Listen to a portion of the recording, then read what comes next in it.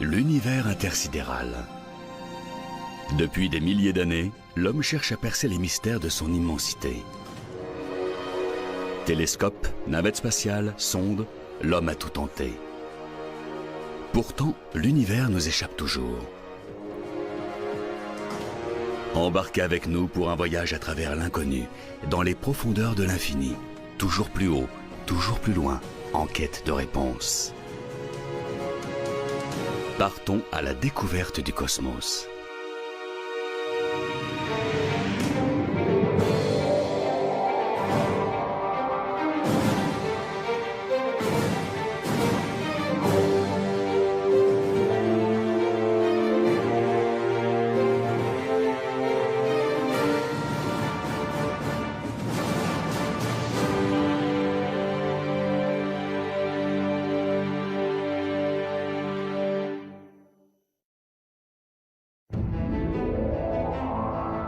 À 6 milliards de kilomètres de notre Terre.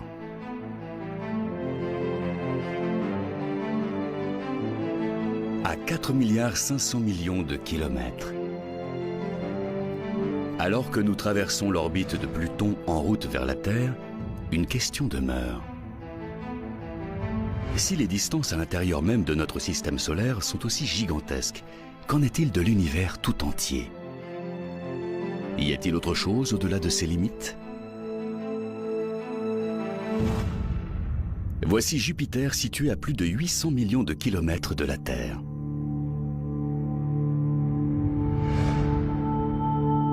Une ceinture d'astéroïdes se trouvant à plus de 278 millions de kilomètres.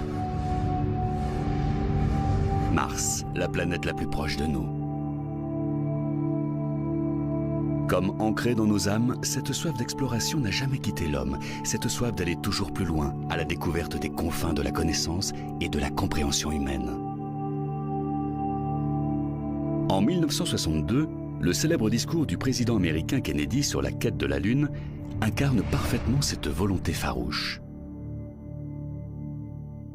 Well, space is there, and we're going to climb it, and the moon and the planets are there. And new hopes for knowledge and peace are there. And therefore, as we set sail, we ask God's blessing on the most hazardous and dangerous and greatest adventure on which man has ever embarked. 7 ans plus tard, durant l'été 1969, la fusée Saturne V voit le jour. À l'époque, c'est la plus puissante jamais conçue par l'homme. Sa taille équivaut à un immeuble de 36 étages. Elle envoie 3 hommes à la conquête de l'espace, en route vers cette sphère lumineuse qui, depuis toujours, permet à l'homme de mesurer le temps qui passe. La Lune.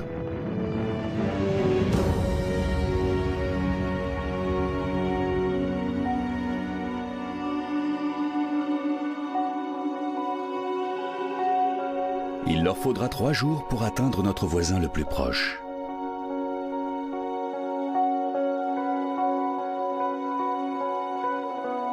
Pendant ce temps-là, sur la Terre, des millions de personnes retiennent leur souffle, à chaque minute qui conduit les 3 astronautes toujours plus loin dans l'espace. Une mission qui incarne à elle seule des millénaires de rêves et d'aspirations.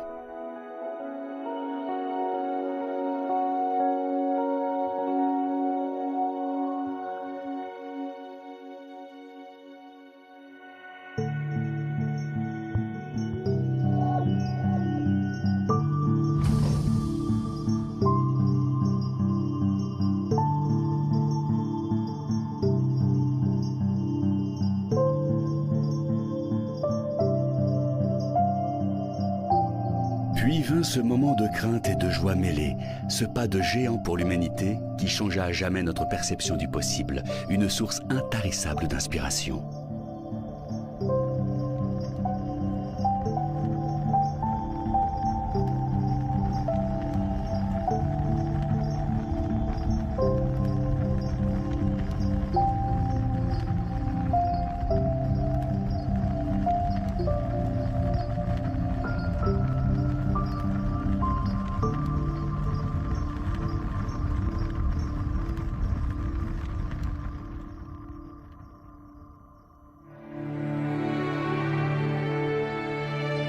Pour se faire une idée de l'immensité de l'espace, commençons par les deux endroits de l'univers les plus importants pour notre planète bleue.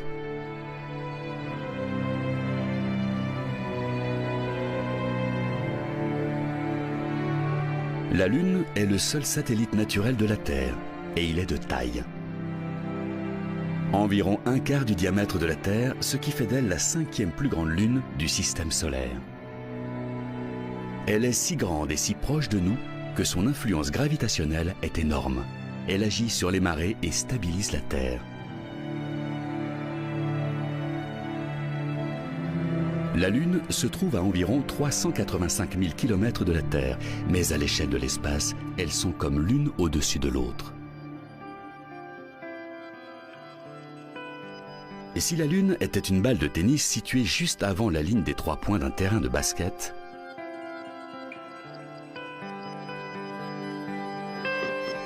la Terre aurait la taille d'un ballon de basket posé sur le panier, soit à un peu plus de 7 mètres l'une de l'autre. Si loin et pourtant si proche.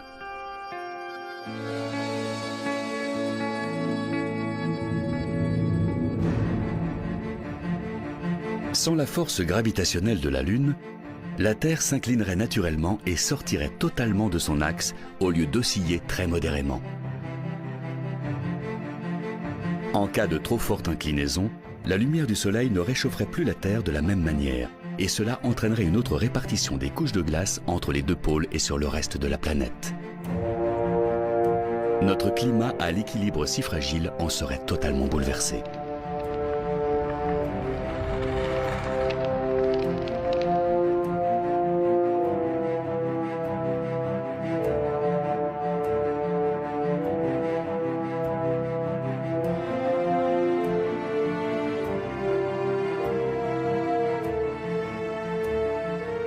Fort heureusement, la Lune est là pour maintenir la stabilité de notre climat. La Terre, au gré d'une force gravitationnelle ancestrale, continue d'exercer son attraction sur la Lune, qui décrit un cercle à l'infini, telle une bille sur son rail. Sans cela, elle dériverait loin dans l'espace.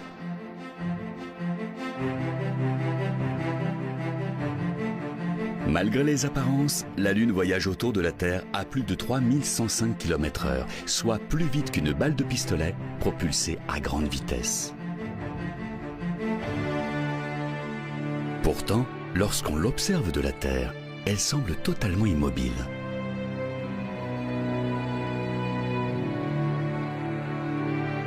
D'ici, la Lune semble baignée dans une mer de tranquillité. Ce sont même tous les objets en orbite autour de notre planète qui donne cette impression. Mais les apparences sont parfois trompeuses. Lorsqu'on regarde les images d'archives de la Station spatiale internationale ou d'une navette spatiale en orbite à une distance de plus de 400 km de la surface de la Terre, on a du mal à se faire une idée de la vitesse réelle de ces deux engins. En réalité, il se déplace à plus de 20 fois la vitesse d'une balle.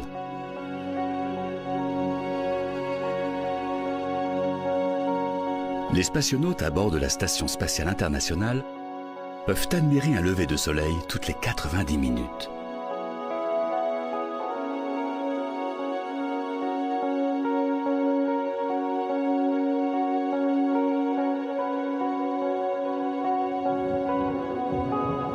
Supposons que la navette se trouve à quelques centimètres de la Terre. Que donnerait de ce nouveau point de vue une vitesse de plus de 27 000 km/h à l'œil nu?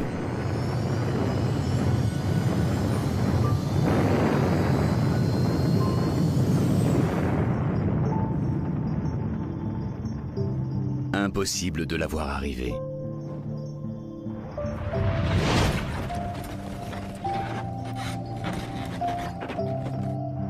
Seul le vrombissement de son passage à plus de 8 km/s se ferait entendre. Car avant même d'avoir pu esquisser le moindre mouvement de tête, la navette aurait déjà disparu à l'horizon sans laisser de traces.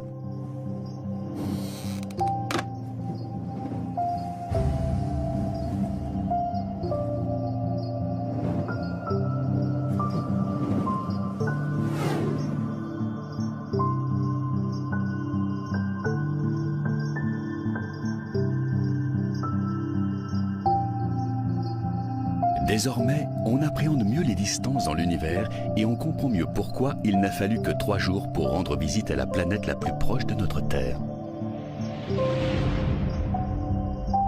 Mais il est temps de poursuivre notre route plus avant dans l'espace à la découverte de ce géant de lumière situé à quelques 150 millions de kilomètres de la Terre. Le Soleil.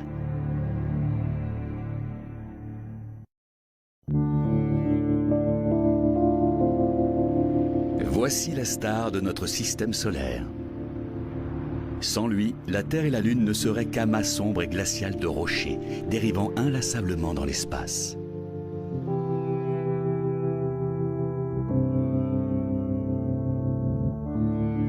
Bien avant qu'un mathématicien de la Renaissance n'affirme que le Soleil se trouve au centre de notre système solaire, l'homme connaissait déjà la valeur inestimable de cet orbe doré qui trône dans le ciel.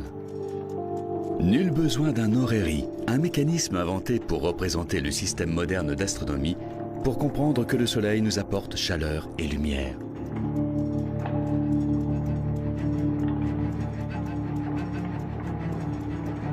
Notre galaxie est constellée d'étoiles, et le Soleil en est la plus importante. Tout du moins pour nous. Bien entendu, il est impossible de se poser sur le Soleil, sa surface n'étant pas solide, mais uniquement constituée d'une couche de gaz chaud et bouillonnant appelée photosphère. Plus on s'approche de son noyau, plus cette masse gazeuse devient dense.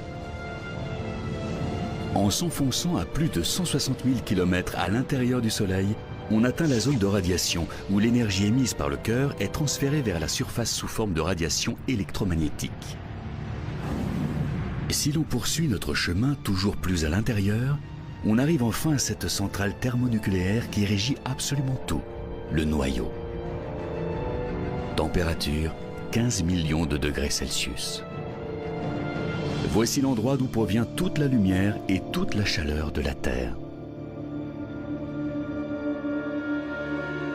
Le Soleil est vieux d'environ 4,5 milliards d'années. D'ici 5 millions d'années, il aura épuisé la majeure partie de son carburant. Conséquence, il se refroidira et se transformera en une gigantesque étoile rouge. Mercure et Vénus, situés à des millions de kilomètres de là, seront engloutis au terme de cette formidable expansion. Mais quelle est exactement la taille de cette boule incandescente de chaleur? À l'échelle de notre système solaire, c'est la plus grande chose qui soit. Voici Mercure, Vénus, Mars, Jupiter, Saturne, les 2 plus grandes planètes. Comme le montre ce schéma, elles paraissent bien infimes en comparaison du Soleil. Il est si énorme et si puissant qu'il crée de l'énergie électromagnétique, ce qui génère de spectaculaires éruptions d'énergie à très fort taux de radiation. Il s'agit d'éruptions solaires, des phénomènes de plus de 10 fois la taille de la Terre elle-même.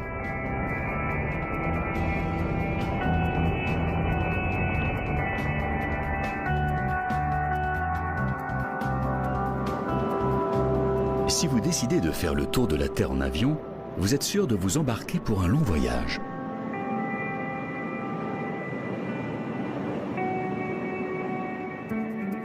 Pour un trajet sans escale autour de la planète bleue, il faudrait compter environ 45 heures. Soit quasiment 2 jours à bord de l'appareil.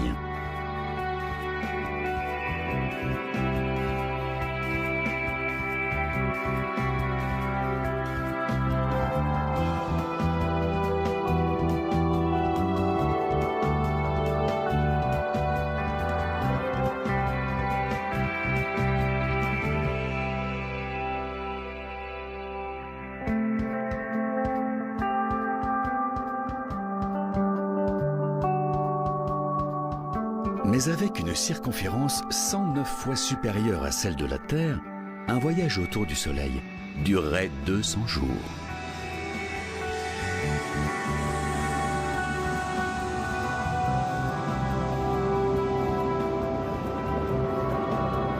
Par les plus chaudes journées d'été, on peut sentir la chaleur du soleil sur notre visage. Pourtant, celui-ci se trouve à 150 millions de kilomètres.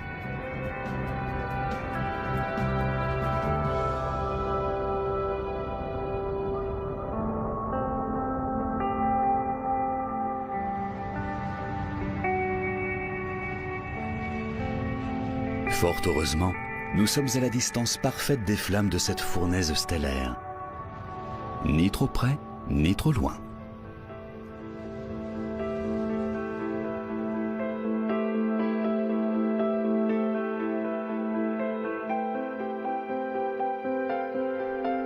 Et si le Soleil s'arrêtait brusquement de briller, il faudrait exactement 8 minutes pour que les répercussions sur Terre soient visibles.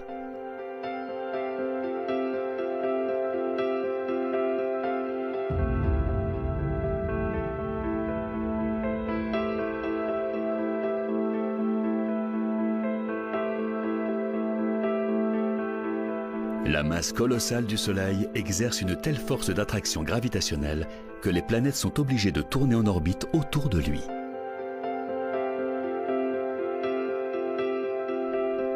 Sur les échelles proposées dans bon nombre de schémas, il est totalement impossible de se rendre compte des distances réelles qui séparent les planètes de l'astre lumineux. Des distances exceptionnelles.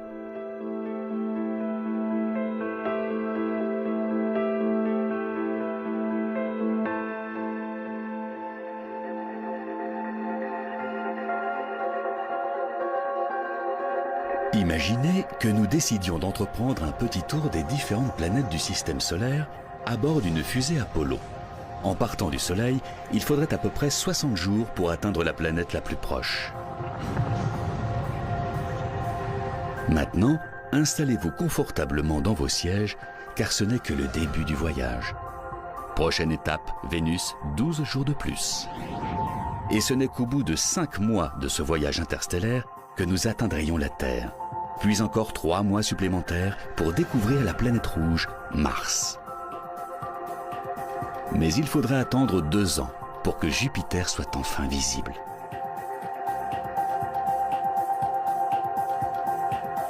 Et encore 2 ans de plus pour Saturne, puis 4 si vous voulez avoir la chance de voir un jour la planète Uranus. Pour Neptune, deuxième planète la plus éloignée du Soleil, il faudrait encore compter 13 années supplémentaires. Et enfin 18 ans de plus pour atteindre notre destination finale, Pluton, situé à plus de 6,5 milliards de kilomètres du Soleil. Comme vous l'avez compris, notre système solaire est immense. Pourtant, ce n'est qu'un vulgaire grain de sable au milieu de la galaxie. Cet astre si flamboyant qui domine notre système solaire se perd littéralement parmi les milliards d'étoiles qui composent la Voie lactée. Mais alors, jusqu'où le plus rapide des vaisseaux spatiaux jamais conçus par l'homme a-t-il été capable de nous emmener ?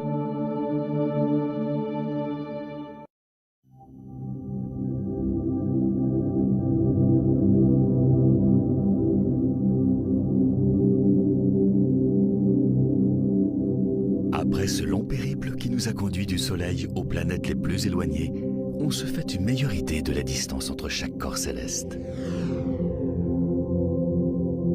Et cela n'a quasiment pas bougé depuis 3 milliards d'années et les origines de notre système solaire. Mais aux confins de celui-ci, dans une zone appelée la ceinture de Kuiper, les choses ne sont pas aussi immuables. Ici se cachent plusieurs planètes naines, dont Pluton, ainsi que des millions de corps célestes glacés qui dérivent à travers l'espace. En majorité, des restes de planètes glacées qui datent de la formation de notre système solaire. Il y a plus de 4,5 milliards d'années.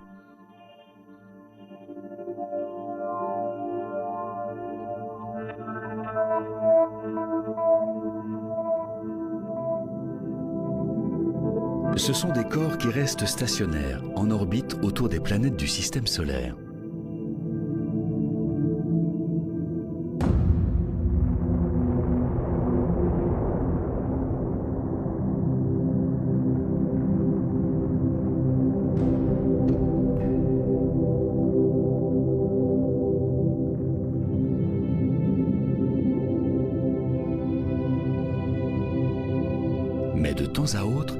turbulences gravitationnelles engendrées par Neptune ou Uranus font dévier ces sortes de blocs de glace de leur orbite d'origine et les envoient dans le système solaire interne sous forme de comètes à courte période.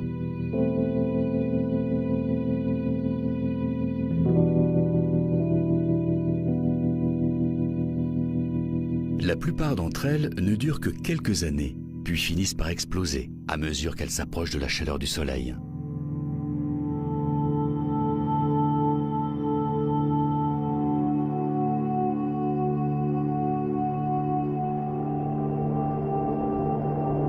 Cette même chaleur qui provoque l'évaporation des couches externes de ces corps glacés, laissant échapper du gaz et de la poussière.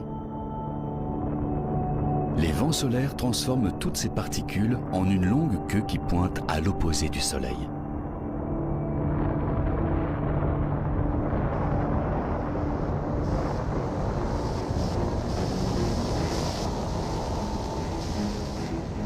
En 1977, la NASA envoie 2 sondes spatiales, Voyager 1 et 2. Elles filent à travers l'espace à une vitesse de 56 000 km/h. Soit 2 fois la vitesse d'une navette spatiale en orbite.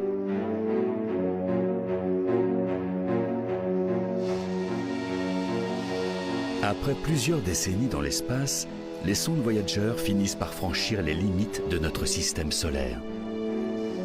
Elles dépassent la ceinture de Kuiper et en 2010, elles atteignent l'espace interstellaire. Leur mission, explorer les limites de l'influence magnétique solaire.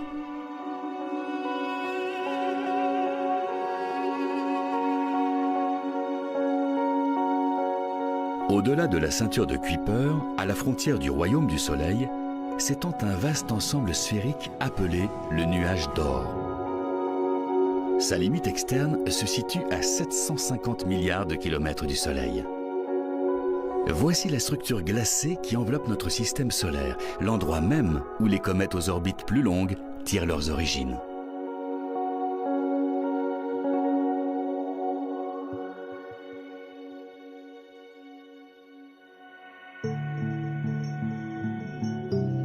La comète Hale-Bopp en est un bel exemple. Sortie du nuage d'Oort, elle navigue vers le Soleil dans un véritable éclat de lumière. En 1997, lors de son passage près de la Terre, Hale-Bopp devient visible à l'œil nu. Près de la Terre, tout est relatif, à plus de 160 millions de kilomètres. La dernière fois qu'elle s'est approchée aussi près de nous, c'était il y a 4200 ans. La Grèce antique et l'Empire romain n'avaient pas encore vu le jour.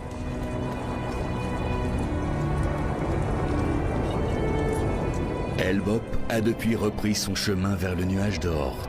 De retour à son état glacé, sa longue queue brillante n'illumine plus l'espace. Elle ne sera sans doute pas de retour avant plus de 2400 ans.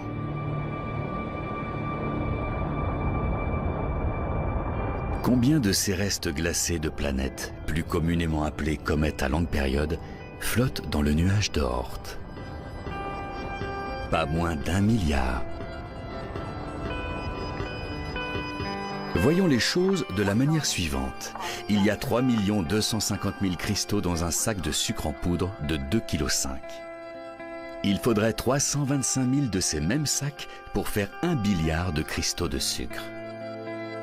Soit environ le nombre de comètes présentes dans le nuage d'Oort.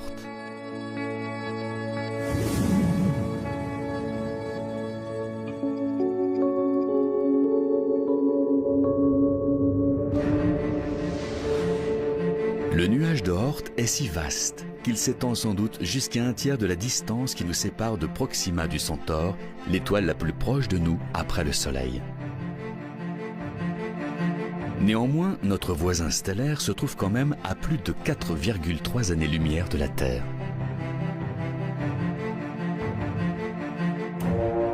Pour atteindre ne serait-ce que le début du nuage d'Oort, il faudrait que les sondes Voyager poursuivent leur chemin pendant 1500 ans. Et 80 000 de plus pour Proxima du Centaure. Soit 2 fois le temps qui sépare l'homme préhistorique du XXIe siècle.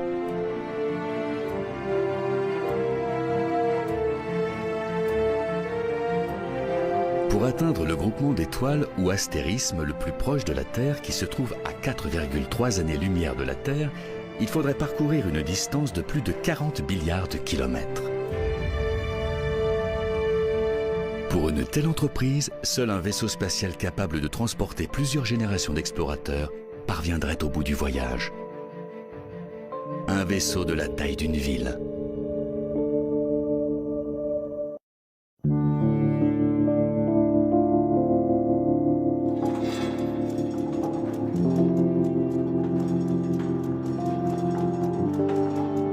Comme l'histoire l'a montré, la théorie d'un système héliocentrique où les planètes tournent autour du Soleil n'était pas particulièrement bien vue pendant la Renaissance. En 1592, il y a un peu plus de 500 ans, Giordano Bruno, un philosophe italien, se risque à déclarer que le Soleil n'est pas la seule étoile de notre galaxie.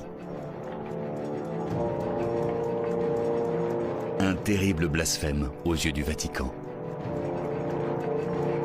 Après des années de procès, l'Inquisition le reconnaît coupable d'hérésie et d'athéisme. Son unique péché, avoir osé penser que l'univers était infini. Que les étoiles n'étaient pas toutes à distance égale de la Terre et que la théorie de l'héliocentrisme s'appliquait à chacune d'entre elles. Bruno paiera ses idées de sa vie. En l'année 1600, il est brûlé vif.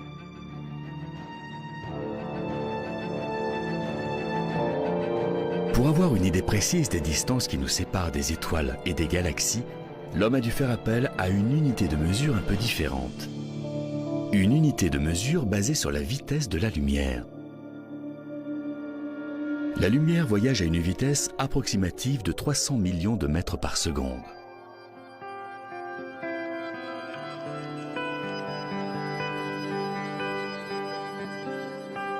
Si nous propulsions un jet de lumière de la Terre à la Lune, soit 384 400 km, il lui faudrait moins d'une seconde et demie pour atteindre son but.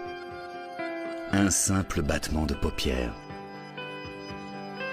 Pour la planète Mars, à près de 223 millions de kilomètres, cela lui prendrait un tout petit peu moins de 13 minutes. Pour Jupiter, un peu plus d'une demi-heure. Pour Saturne, 1h10.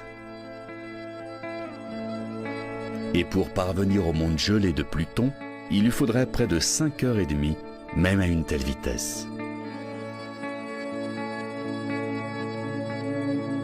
Mais une fois les limites de notre système solaire franchies, les distances augmentent à l'infini. Il faut donc passer à une nouvelle unité de mesure, les années-lumière. Comme son nom l'indique, elle se base sur la distance parcourue par la lumière en un an. Proxima du Centaure, par exemple, l'étoile la plus proche de nous après le Soleil, se trouve à 4,2 années-lumière de nous, soit plus de 40 milliards de kilomètres. Mais pourquoi s'arrêter là? Chaque semaine, les astronomes découvrent aux confins de l'espace toujours plus de nouveaux mondes, les exoplanètes.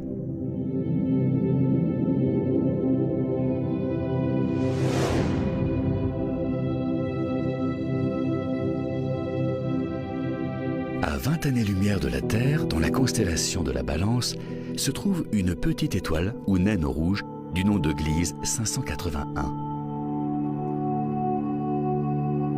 Selon les scientifiques, il est possible qu'une planète du type de la Terre soit en orbite autour d'elle.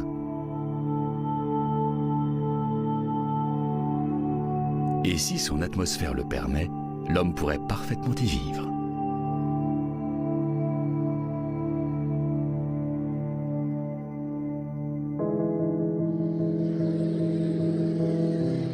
Mais comment faire pour l'atteindre?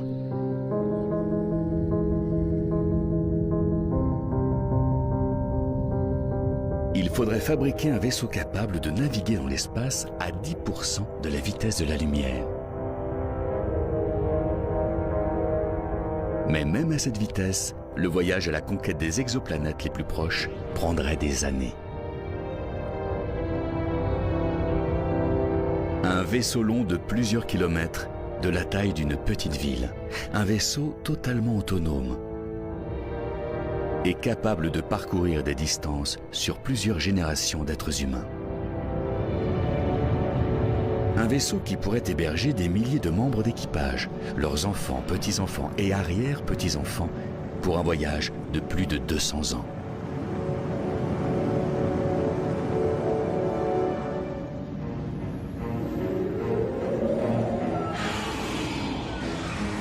Tout comme les bâtisseurs des plus belles cathédrales du Moyen-Âge, ils seraient incapables de voir leur chef-d'œuvre achevé.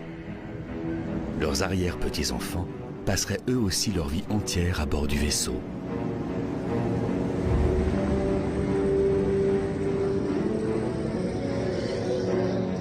Mais eux non plus ne verraient jamais Gliese 581.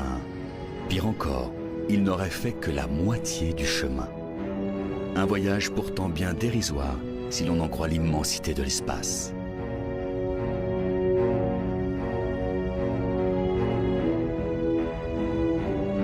L'ensemble du système solaire s'étend sur plus de 5000 années-lumière et ce n'est qu'une infime partie de notre galaxie. Pour couvrir une telle distance, c'est un véritable périple interstellaire qui attend l'homme à bord de cette gigantesque colonie spatiale.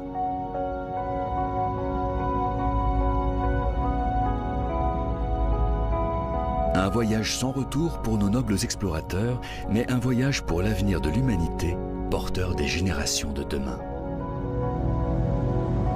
En route vers une terre promise où l'humanité pourrait à nouveau trouver abondance et prospérité.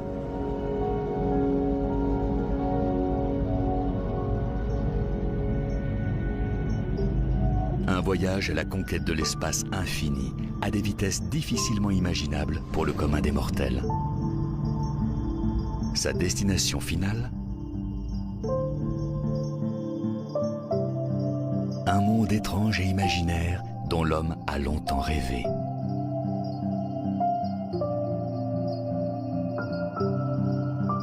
Un voyage qui semblerait une éternité et qui pourtant ne représenterait qu'une fraction de la Voie lactée.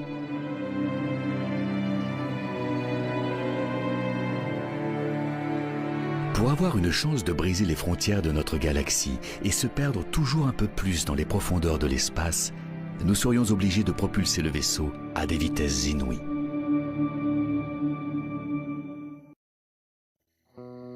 Petit à petit, nous prenons davantage conscience de l'immensité de notre galaxie, la Voie lactée. Lors des nuits les plus claires, il est parfois possible de l'apercevoir. Cet îlot de forme ovale tire son nom de cette bande à peine visible de lumière blanche qui s'étend à travers le ciel. Les points lumineux qui ressemblent à des étoiles sont en fait des groupements d'étoiles. De millions d'étoiles. C'est ici que se trouve le centre de la galaxie, sa partie la plus brillante. Comme nous sommes à l'intérieur, il est impossible d'en voir sa totalité. La Voie lactée est tout autour de nous. Dès lors, qui peut blâmer nos ancêtres d'avoir cru que la Terre était au centre de la galaxie? Le Soleil se lève chaque matin et se couche chaque soir, nous offrant par là même un spectacle nocturne du paradis céleste. Et pourtant, lorsqu'il ne brille pas de mille feux dans le décor bleu-azur d'un ciel sans nuages, le Soleil reprend sa place dans l'obscurité du ciel, parmi les centaines de milliards d'étoiles qui peuplent la Voie lactée.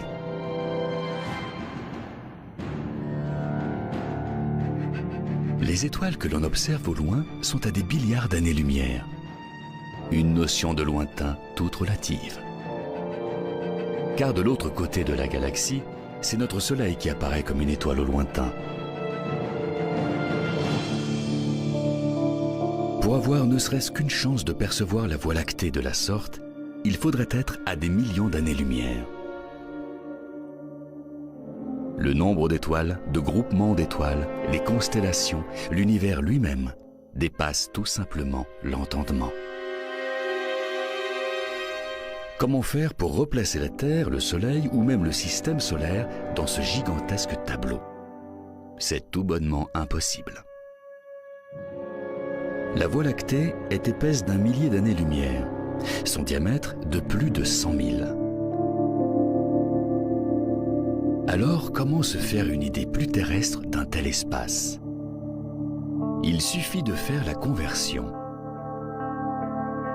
1000 années-lumière correspondent en gros à 964 trillions de kilomètres.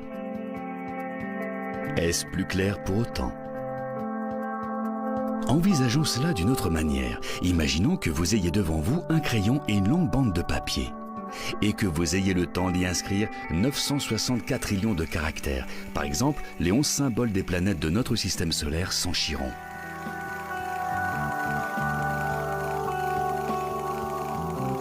Eh bien, cette bandelette de papier ferait plus de 3000 fois le tour du Soleil. Cet exemple nous permet-il de visualiser de manière un peu plus précise un tel nombre? 964 trillions de kilomètres?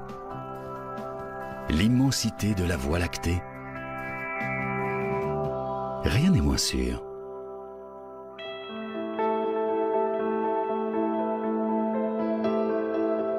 Au cœur de notre galaxie se trouve Sagittarius A, une source intense d'ondes radio située dans la constellation du Sagittaire. Elle héberge l'un des phénomènes les plus intenses et mystérieux de l'univers.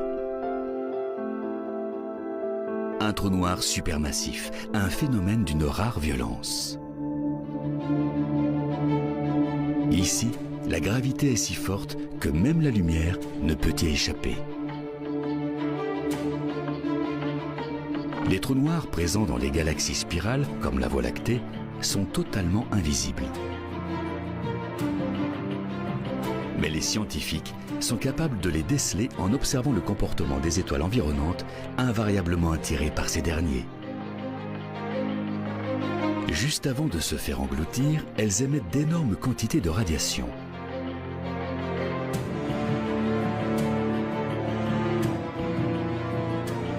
Plus de 4 millions de fois supérieure à la densité du Soleil.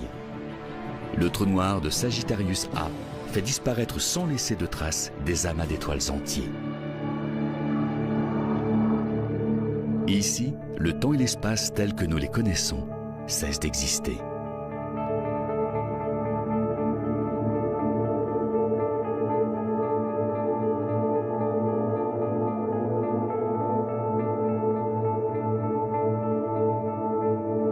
Malgré l'immensité de la Voie lactée, les scientifiques pensent que notre galaxie n'est qu'une spirale ordinaire perdue dans un petit coin d'univers.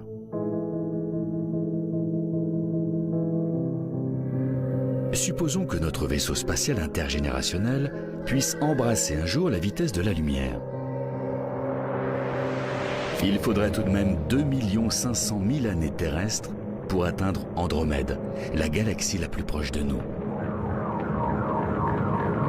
Même à la vitesse de la lumière, sa progression serait totalement imperceptible à l'échelle de l'espace. Seuls nos descendants pourraient atteindre cette étrange et nouvelle galaxie par le biais d'un trou de verre. Et avec un peu de chance, ils y trouveraient une planète habitable et abandonneraient leur vaisseau. Ils se mettraient à la recherche de nourriture, se fabriqueraient des abris et commenceraient à fonder des sociétés telles que nous les connaissons sur Terre. La réussite finale d'une mission planifiée sur des générations entières.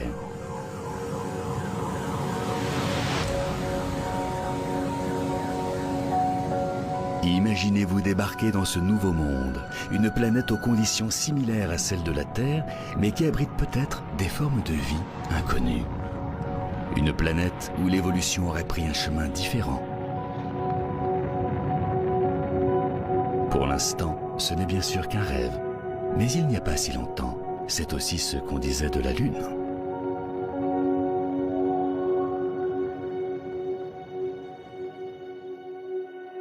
Quel sort peut bien réserver l'avenir à notre espèce sur Terre? Ce voyage interstellaire à la découverte d'une nouvelle planète sera-t-il un jour nécessaire? Un voyage au-delà de nos certitudes. L'espace est immense, certes, mais que se cache-t-il au-delà de ce que nous voyons déjà, et jusqu'où? Intéressons-nous maintenant aux véritables confins de l'espace, là où aucun vaisseau ne pourra jamais aller. Mais aussi à l'époque où tout a commencé, à la formation de l'univers.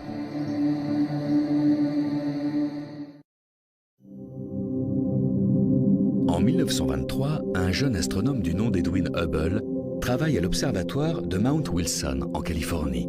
Un jour, il pense tomber par hasard sur la nébuleuse d'Andromède.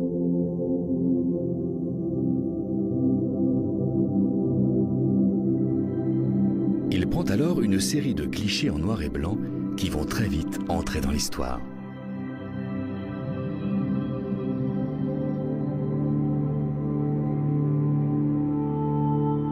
Il ne le sait pas encore, mais le scientifique vient tout simplement de faire l'une des plus grandes découvertes du XXe siècle.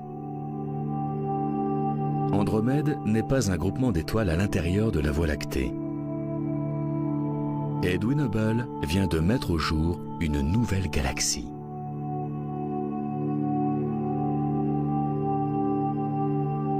Reste désormais à savoir combien d'autres se cachent au-delà de la Voie lactée.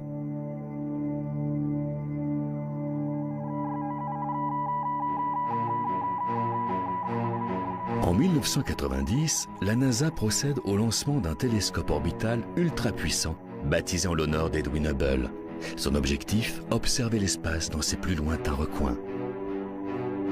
De la taille d'un quart, Hubble navigue en dehors de la distorsion atmosphérique de la Terre.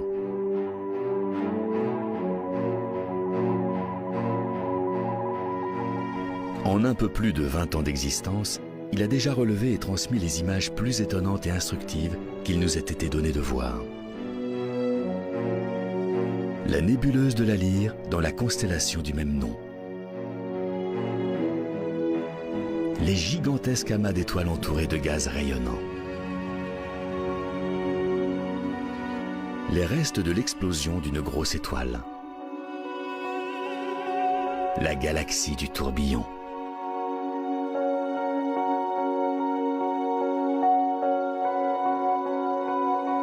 Les piliers de la création, véritable colonne de poussière interstellaire.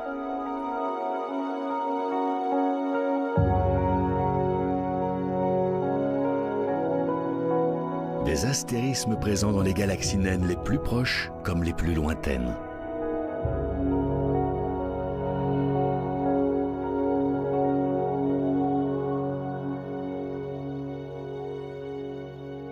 La nébuleuse de la Carène.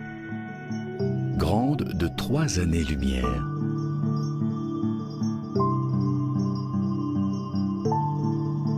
Les galaxies spirales à 30 millions d'années-lumière de la Terre.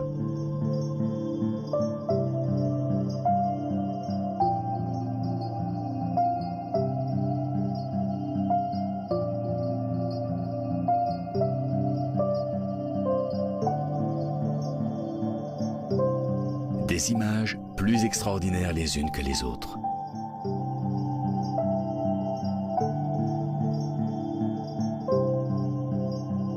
Mais il y a une image prise par Hubble sur une période de 4 mois pendant l'année 2003 qui représente une avancée capitale, au même titre que la découverte par Edwin Hubble en 1923 de la galaxie d'Andromède. À première vue, on ne dirait rien de plus que des étoiles dans la nuit. Mais en observant de plus près, on décèle plus de 10 000 corps célestes. Pas d'étoiles, ni de système solaire ou même de groupement d'étoiles. Pratiquement chacune de ces minuscules boules de lumière sont des galaxies.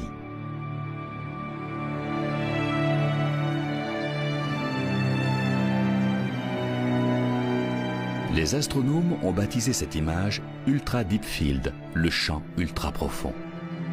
Le plus exceptionnel dans la découverte de ces 10 000 galaxies, c'est que l'image prise par le télescope Hubble ne compte que pour 1/124 millionième de l'ensemble du ciel.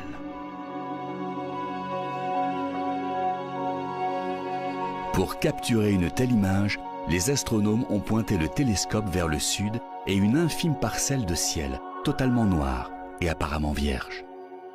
Puis, ils ont attendu. Ils n'avaient aucune idée de ce que leur révélerait cette pénombre.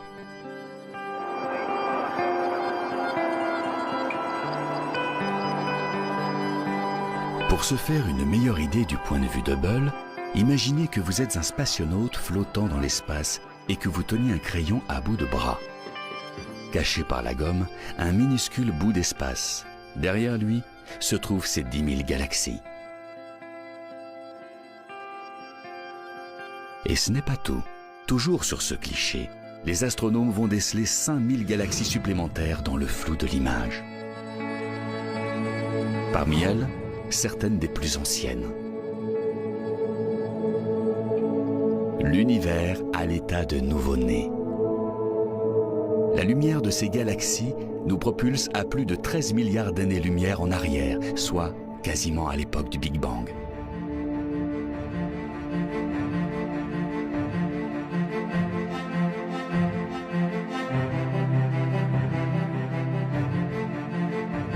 Mais combien de galaxies a-t-on pu recenser exactement? Jusqu'à la découverte d'Edwin Hubble, les astronomes penchaient pour une galaxie unique, la Voie lactée. Aujourd'hui, la NASA estime qu'il en existe des centaines de milliards, dissimulés dans les profondeurs de l'espace. Connaîtra-t-on un jour les limites de l'univers?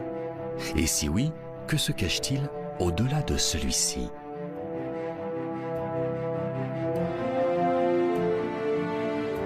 Tout le monde espère qu'un jour nous serons capables de découvrir les secrets d'un univers aussi complexe que démesuré.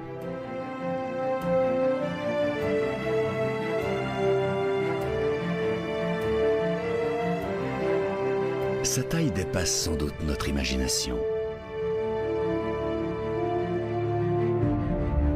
Nous étanchons peu à peu cette soif d'exploration. Nous approchons petit à petit de l'ultime connaissance, pour un jour peut-être percer définitivement les mystères de l'univers.